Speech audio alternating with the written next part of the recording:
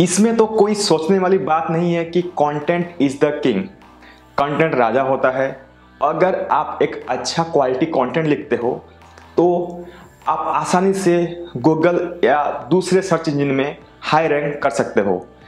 तो बहुत सारे यूजर हमारे ये पूछते रहते हैं कि आप इतने लंबे कंटेंट कैसे लिखते हो, कैसे रिसर्च करते हो, कहाँ से हम आइडिया ले, कैसे कंटेंट लिखे।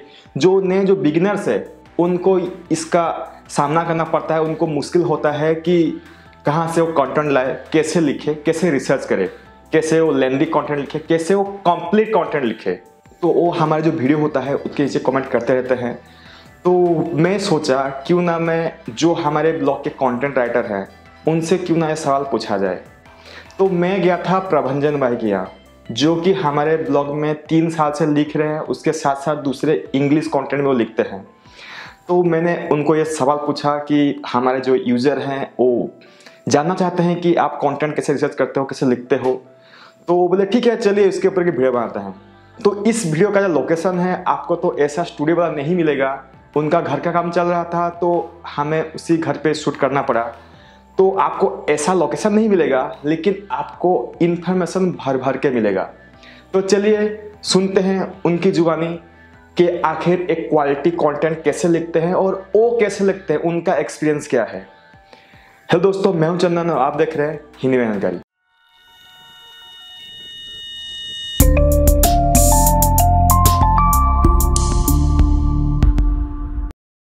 वीडियो को आगे बढ़ने से पहले अगर आपने अभी तक हमारे चैनल को सब्सक्राइब नहीं किया है तो नीचे आपको रेड कलर का बटन दिखेगा, उससे दबाकर चैनल को सब्सक्राइब कर दीजिए और नोटिफिकेशन पाने के लिए बेल को जरूर दबाइए।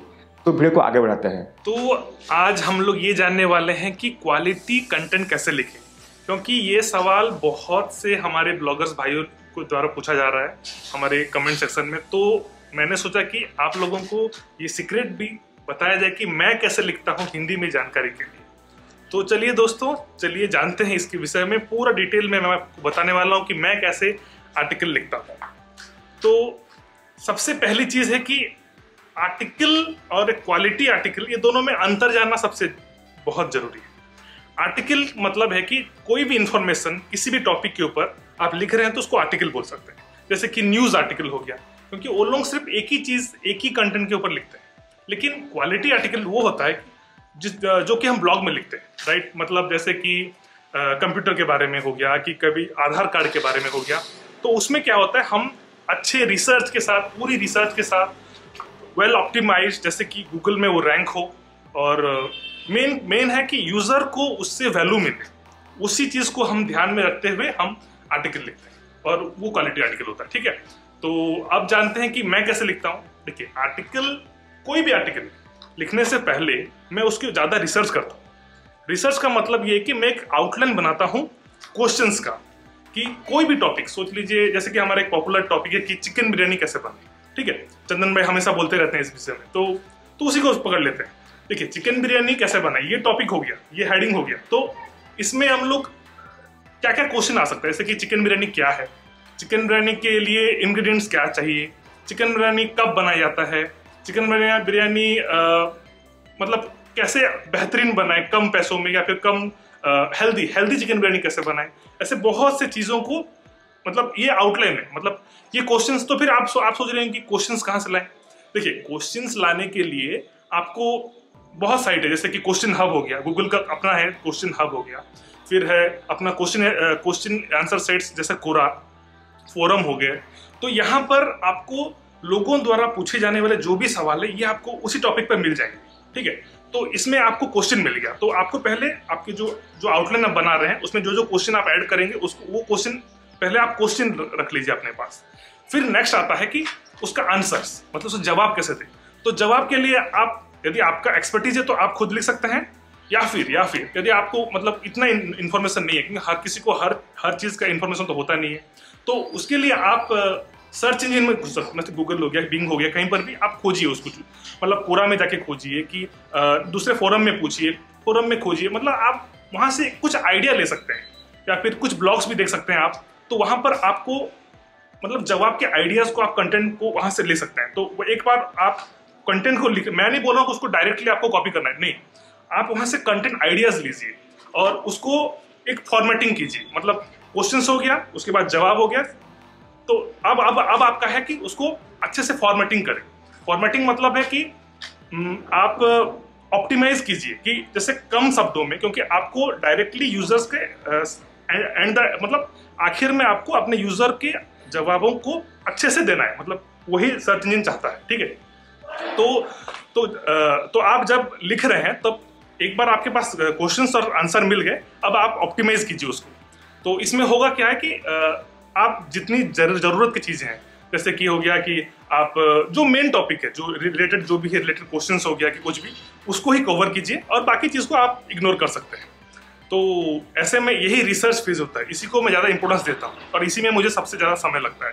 जो चंदन भाई हमेशा बोलते रहते हैं कि रिसर्च करो रिसर्च करो, रिसर्च का मतलब यही है, रिसर्च करने से आपको यूनिक आइडियाज आएंगे, आप यूनिक क्वेश्चन सोच सकते हैं, आप चीज़ों को बेहतर ढंग से देख सकते हैं कि मतलब यूजर के इंटेंट को खोज सकते हैं।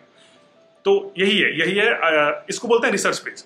और लास्ट है ऑप्टिमाइजेशन पेज, जो कि एसईओ है। वो तो चंदन भाई पहले से बताए हैं कि एसईओ कैसा करना है। तो आर्टिकल में यही है कि क्वेश्चंस को खोजो, यूनिक क्वेश्चंस, मतलब लोग क्या पूछ रहे हैं, अभी क्या पूछ रहे हैं, क्या पूछ रहे थे वो मतलब नहीं है, अभी क्या चल रहा है, अभी मतलब प्रेजेंट में देखो, क्योंकि गूगल हमेशा फ्रेश कंटेंट्स को ज्यादा प्रेफरेंस देता है। तो यदि आप अपने ब्लॉग को बढ़ाना चाहते हो, मतलब ऑर्गेनिकली इंक्रीज करना चाहते हो, तो आपको ऑर्गेनिकली यही काम करना है कि फ्रेश कंटेंट को, फ्रेश आंसर्स, फ्रेश कंटेंट, इसी पर ही जोर देना चाहिए, ठीक है।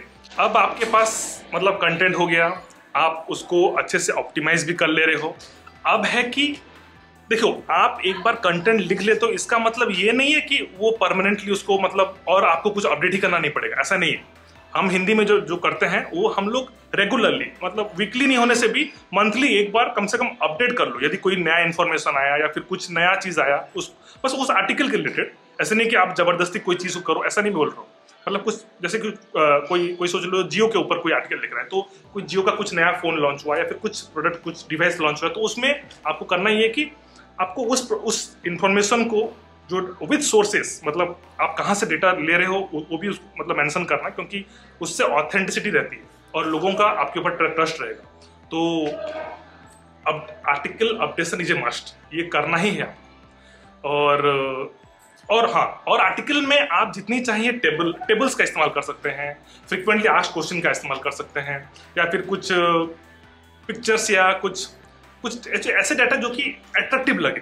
क्योंकि देखिए, हेडिंग हो गया और एक है कंटेंट। आपका कंटेंट ऐसा होना चाहिए कि सबका अलग अलग टोन है, अलग अलग स्टाइल है लिखने का।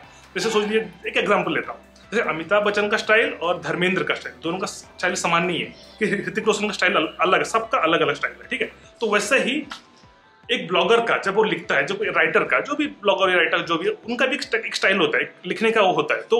तो आप अपने जो ऑडियंस है, आपको ऑडियंस को कैसा सुनना पसंद है, मतलब उस हिसाब से, क्योंकि मेरा स्टाइल अलग है, आपका भी स्टाइल अलग होगा। तो इस चीज के ऊपर भी आपको थोड़ा काम करना है कि जो टोन आप मेंटेन कर रहे हैं एक आर्टिकल लिखने में, उसको सही से देखिए, सही से कीजिए, और अट्रैक्टिव हेडिंग लिखिए और सोशल शेयरिंग कीजिए। ये तो सब नॉर्मल है, ये तो पहले से ही हमारे यूट्यूब चैनल में है। और आपके जो भी सवाल है आप नीचे कमेंट या फिर हमारे फोरम ask.hindi.net यहाँ पर पूछ सकते हैं, क्योंकि यहाँ पर हम हैं, हमारे ऐसे और दूसरे एक्सपर्ट ब्लॉगर्स भी हैं, तो वहाँ पर आपको अच्छे से जवाब मिल जाएंगे और जल्दी मिलेंगे। और मैं देख रहा हूँ बहुत से, चंदन भाई के अकाउंट में देख रहा था, मैं अपने अकाउंट में देख रहा था, बहुत से खाली डीएम करते हैं कि ये बता दो वो बता दो। अरे मैं हमेशा, वो भी बोलते हैं मैं भी बोलता हूँ कि आप हमें हमारे फोरम में पूछिए, उससे क्या होगा ना, दूसरे लोग भी आपके क्वेश्चन के जवाब जान पाएंगे और एक ही जगह में हम लोग एक आंसर लिखने से सबको पता चल जाएगा। तो यही है, और इसी के साथ ही मैं आज का वीडियो यहीं का समाप्त करता हूं। धन्यवाद। अगर आपको वीडियो अच्छा लगा तो वीडियो को एक लाइक करिए, अगर आपको सुझाव है तो नीचे कमेंट करिए, उसके साथ हमारे चैनल को सब्सक्राइब करना ना भूलिए। तो मिलते हैं अगले वीडियो में, तब तक के लिए बाय बाय।